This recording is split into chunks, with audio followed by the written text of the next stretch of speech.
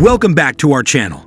Today, we have a high-stakes maritime showdown in the South China Sea. In a dramatic turn of events, the United States and the Philippines navies intercept the Chinese Navy after a foreign vessel strikes a group of innocent fishermen. Stay tuned as we dive into the details of this incident and the ripple effects it might have on the global stage. Our story begins in the South China Sea, a region known for its contentious territorial disputes.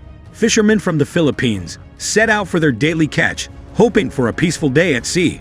But what they encountered was anything but peaceful.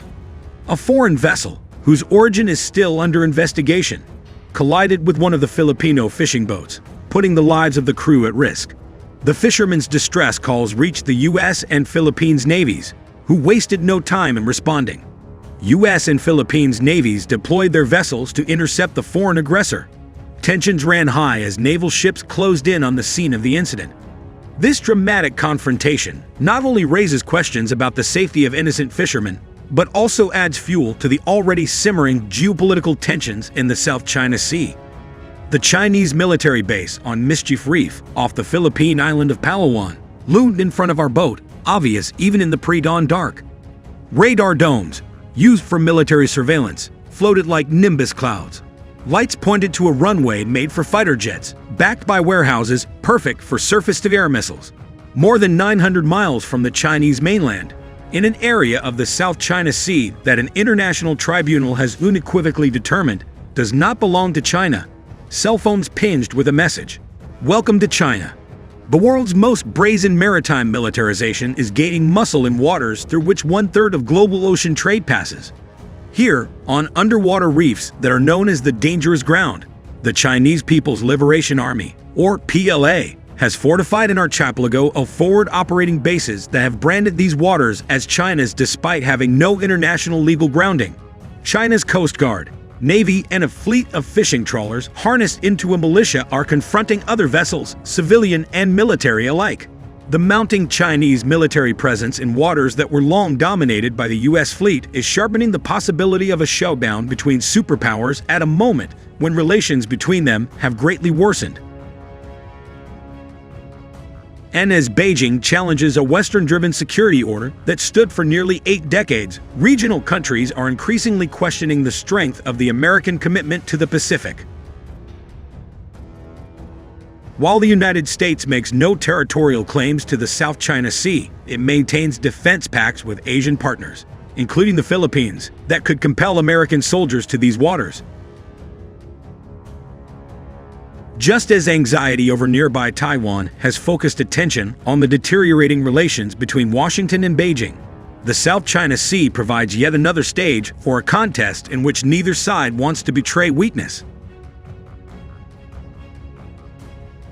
Complicating matters, Chinese diplomats and military officers are engaging less at a time when open communication could help diffuse tensions. China's Coast Guard claimed Tuesday to have chased a Philippine Navy ship from a disputed shoal in the South China Sea, as tensions between the two countries over rich fishing areas escalate.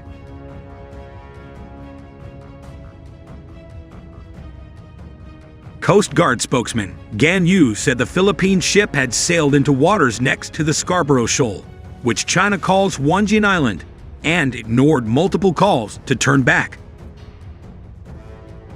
The Chinese Coast Guard took necessary measures to expel the Philippine ship in accordance with the law, such as following it and forcing it out and controlling its route, Gan said.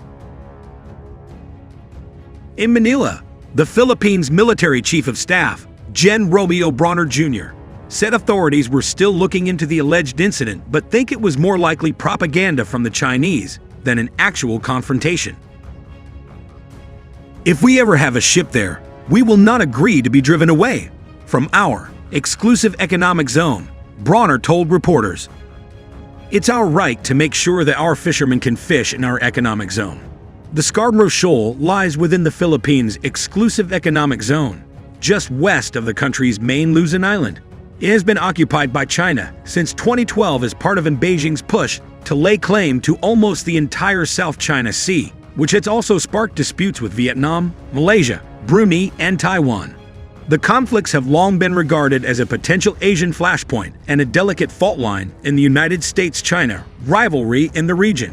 Washington has no claims of its own, but U.S. Navy ships and fighter jets have carried out patrols for decades to challenge China's expansive claims and promote freedom of navigation in the important waterway.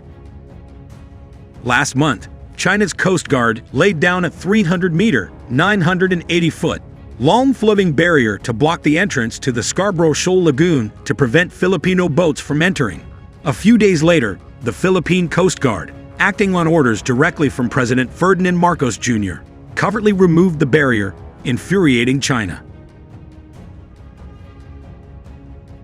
Gan, the spokesman for China's Coast Guard, insisted that China has indisputable sovereignty over Huangjin Island and its adjacent waters, and that chasing away the Philippine ship on Tuesday was legitimate and legal. The Philippines' actions infringe on China's sovereignty and seriously violate international law and basic norms of international relations, he said. We urge the Philippines to immediately stop its infringement. Under Marcos, who took office last year, the Philippines has intensified efforts to push back against China's increasingly assertive actions.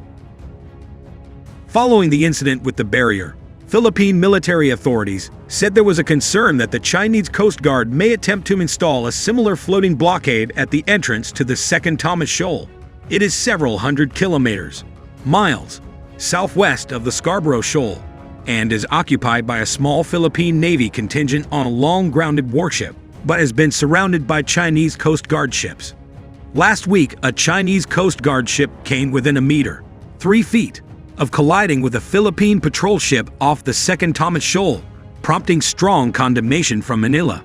On Tuesday, the Philippines said a senior diplomat had witnessed the incident from aboard a Coast Guard ship, and that his first-hand information will allow him to effectively convey our concerns to China. The South China Sea is a hotbed of territorial disputes, with China, the Philippines, Vietnam, and other nations staking their claims. This incident further complicates an already complex situation. International leaders and organizations are closely monitoring the situation, and diplomatic efforts are underway to prevent further escalation. But what will this mean for the future of this critical waterway?